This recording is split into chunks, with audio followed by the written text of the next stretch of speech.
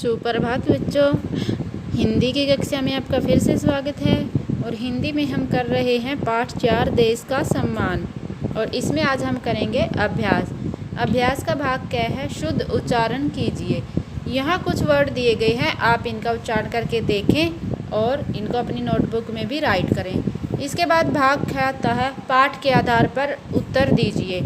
यहाँ पे कुछ प्रश्न दिए गए हैं, उन्हें पाठ के आधार पर आपको उनका उत्तर देना है।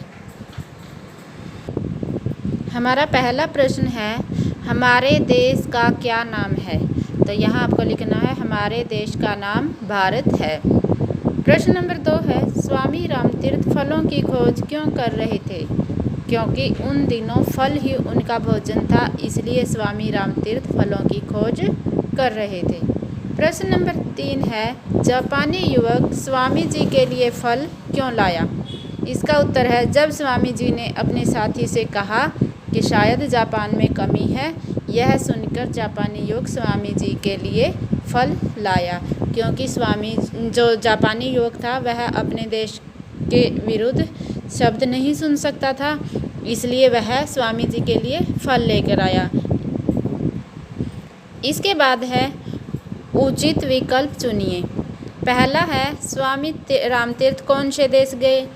तो आपने जैसे लेसन में पढ़ा था, अमेरिका, जापान, ऑस्ट्रेलिया या अफ्रीका।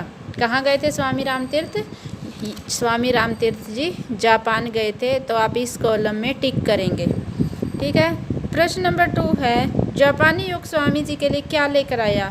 फल, मिठाई, भोजन या कपड़े? क्या लेके आया था जापानी युवक? फल लेके आता, इसलिए आप इस कॉलम में टिक करेंगे। नंबर 3 है, विदेशी युवक ने पुस्तक से क्या निकाले? क्या कुछ पृष्ठ निकाले थे, यानी कि पेज, दुर्लभ चित्र, दुर्लभ पत्र, दुर्लभ शब्द? क्या निकाले थे? दुर्लभ चित्र। तो आप यहाँ टिक करेंगे। तो भाग 4 है, अपने अच्छे कार्य से जापानी युवक ने अपने देश का क्या बढ़ाया? अपमान, धन, सम्मान या पुस्तकें? क्या बढ़ाया था? हम अच्छे कार्यों से अपने देश का क्या बढ़ाते हैं? सम्मान। तो यहाँ पे टिक करेंगे। इसके बाद भाग क्या है, उचित शब्द चुनकर रिक्त स्थानों की पूर्ति कीजिए। यहाँ पे कुछ शब्द दिए गए हैं और आपको इन शब्दों को रिक्त स्थान में फिल करना है। पहला है, स्वामी रामतीर्थ डैश से यात्रा कर रहे थे।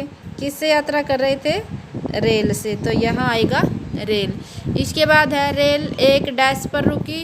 रेल एक स्टेशन पर रुकी। क्या आएगा यहाँ पे? स्टेशन।